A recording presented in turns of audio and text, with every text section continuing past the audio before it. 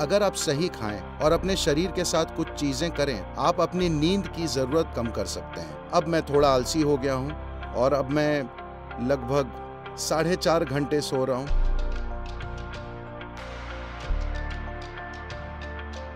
हमें किस तरह का खाना खाना चाहिए ताकि हमारा जीवन अपनी पूरी क्षमता तक पहुंच जाए, खासकर कॉलेज या स्कूल जाने वाले छात्र के लिए?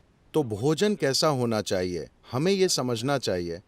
भोजन कोई धर्म नहीं है, भोजन कोई संस्कृति नहीं है, भोजन बस इस मशीन के लिए ईंधन है।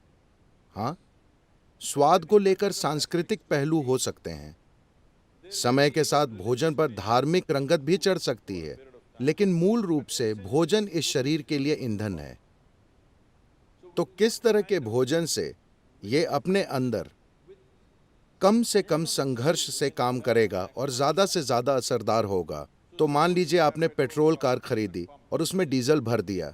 ये फिर भी थोड़ा बहुत चल लेगी, लेकिन अपने बेहतरीन स्तर पर नहीं चलेगी। इसी तरह आप तरह तरह का खाना खा सकते हैं और फिर भी शरीर किसी तरह चलता है। लेकिन जिन संप्रदायों ने सावधानी से खाना खाया है, आप साफ तौर पर उनके काम करने के तरीके, बुद्धि के स्तर वगैरह में एक स्पष्ट अंतर देख सकते हैं। तो भारत में हमने अलग अलग लोगों के लिए भोजन अलग अलग तरह से तय किया। अगर आप मेहनत का काम करते हैं तो आप एक तरह से खाते हैं, क्योंकि आपको शारीरिक मजबूती चाहिए। अगर आप किसी तरह का व्यापार और दूसरे किस्म की गतिविधियां कर रहे हैं तो आप अलग खाना खाते हैं। अगर आप सैनिक हैं तो आपका भोजन अलग होता है। और अगर आप पढ़ाई, आध्यात्मिक प्रक्रिया और जीवन के सूक्ष्म पहलुओं में हैं तो आप अलग खाना खाते हैं। अगर आप पढ़ रहे हैं तो किसी चीज पर फोकस रहना सबसे बड़ी चुनौती होती है। वो कोर्स की बेकार किताब, मुझे माफ करें, The wonderful textbook. वो शानदार किताब जो लिखी गई है वो औसत बुद्धि वालों के लिए लिखी गई है। ये सबके समझ पाने के लिए है। ये बहुत बुद्धिमान छात्रों के लिए नहीं लिखी गई है। ये एक आम नुस्खे के रूप में लिखी गई है जो हर कोई समझ जाए। लेकिन कोर्स की उसी किताब को पढ़ना बहुत सारे लोगों के लिए कितनी मेहनत का काम है। उसे समझने के लिए उन्हें 10 बार पढ़ना पड़ता है। लेकिन आप बिस्तर में लेटकर एक प्रेम कहानी पढ़ते हैं, आपको हर शब्द याद रहता है। हाँ या ना? कैसे?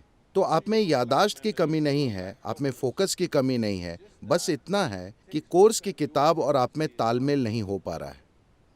Working.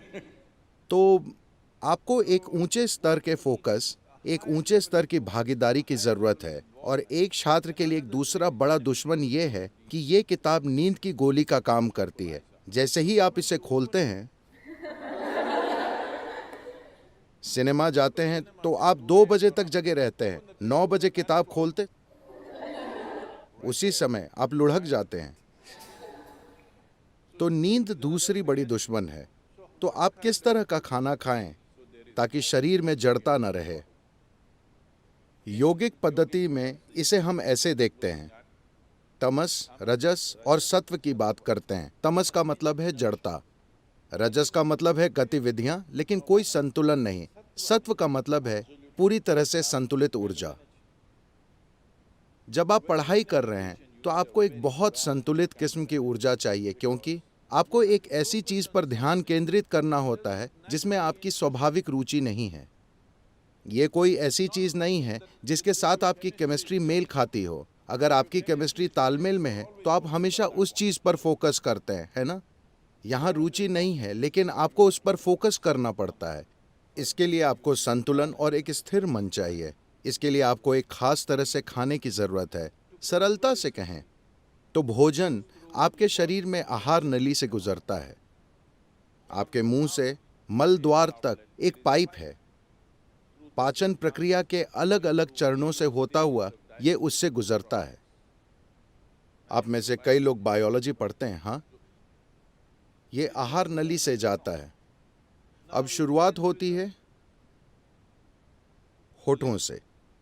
यहां अगर आप सारे शाकाहारी और मांसाहारी जीवों पर गौर करें, अगर आप पशु जगत को देखें तो शाकाहारी जानवर और मांसाहारी जानवर, ये दुनिया में जानवरों के 2 मुख्य विभाजन है।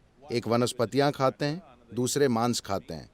अगर आप आहार नली की बनावट देखें तो शाकाहारी और मांसाहारी जीवों में एक स्पष्ट अंतर है। इंसानी सिस्टम में हर चीज संकेत करती है कि आप स्वाभाविक रूप से शाकाहारी हैं, लेकिन जिंदा रहने के लिए हम मांसाहारी हो गए थे।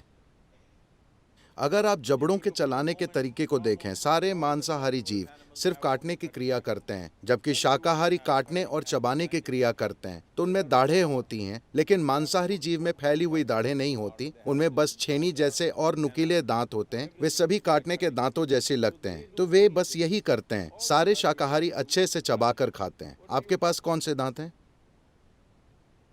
दोनों। तो आपको खाना चबाकर खाना चाहिए। आपको अपना खाना इसलिए चबाना चाहिए क्योंकि आपकी लार में एंजाइम होते हैं। अगर आप थोड़ा सा कच्चा चावल लेकर अपने मुंह में 1 मिनट रखें, आप देखेंगे कि यही मीठा हो जाता है, क्योंकि यही कार्बोहाइड्रेट शुगर में बदल रहा है, मुंह में ही। तो अगर आप ढंग से खाते हैं, तब हम कहते हैं कि आपके पाचन का 30 से 50% पाचन आपके मुंह में ही हो जाना चाहिए।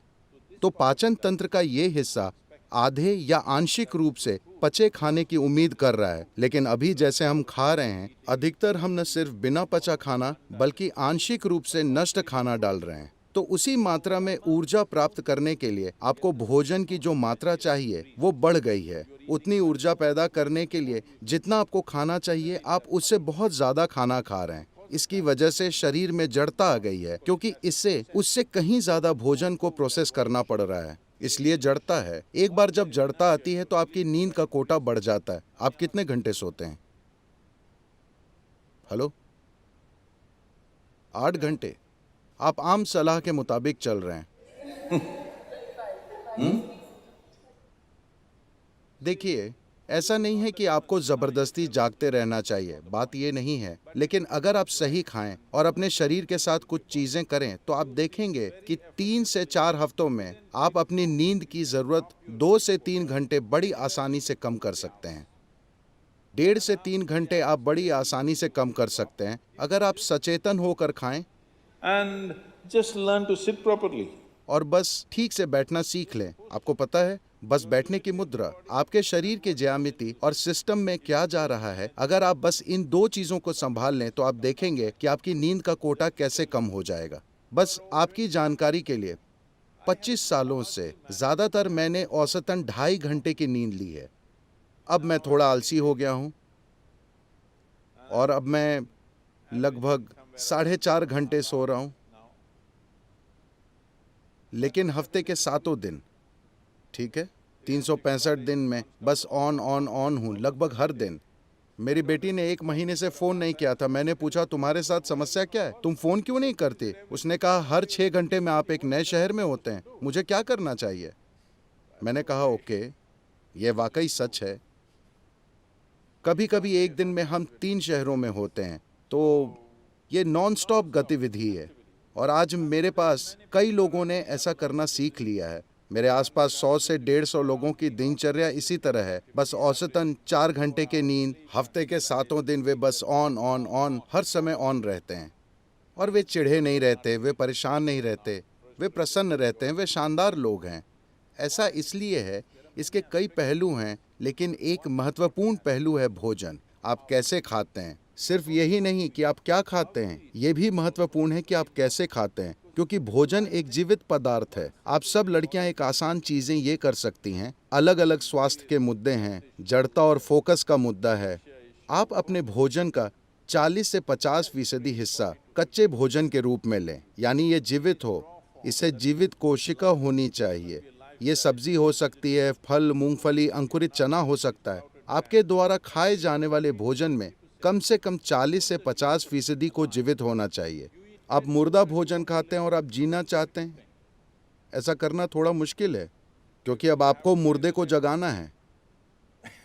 लेकिन अगर आप जीवित खाना खाते हैं, तो आप देखेंगे आपकी मानसिक अवस्था, आपका फोकस और आपकी नींद का कोटा, और सबसे बढ़कर बस जगे रहना ही काफी नहीं है, आपको सजग रहना होता है ना?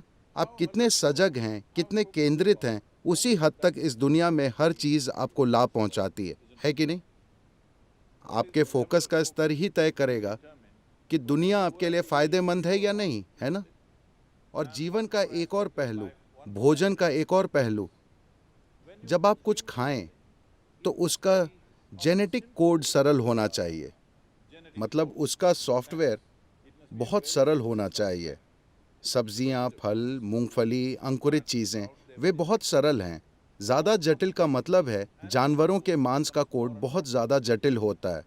मान लीजिए आप एक जानवर खाते हैं जिसमें कुछ मात्रा में भावनाएं और खुद का जीवन होता है। तो हम इस बारे में बात कर रहे थे, आपका शरीर बस याददाश्त का ढेर है, जिसका मतलब है ये एक तरह का सॉफ्टवेयर है ना? ये सबसे जटिल सॉफ्टवेयर है। इंसानी सॉफ्टवेयर धरती पर सारे जीवों में सबसे ज़्यादा जटिल सॉफ्टवेयर है। तो अगर आप एक जानवर खाते हैं, खासकर अगर आप एक स्तनधारी को खाते हैं, तो उसकी जटिलता वैसी ही होती है। शायद ये इंसान जितनी जटिल ना हो, लेकिन उसी तरह की जटिलता, क्योंकि उसमें उसके अपने विचार और भावनाएं हैं। अब उस कोड को तोड़ने और अपने सिस्टम के साथ जोड़ लेने में आप पूरी तरह से सफल नहीं होते। तो ये आपके भीतर कुछ खास गुणों के लक्षण छोड़ देगा। आप उस कोड को तोड़कर अपना हिस्सा नहीं बना सकते, क्योंकि ये अलग और जटिल कोड है।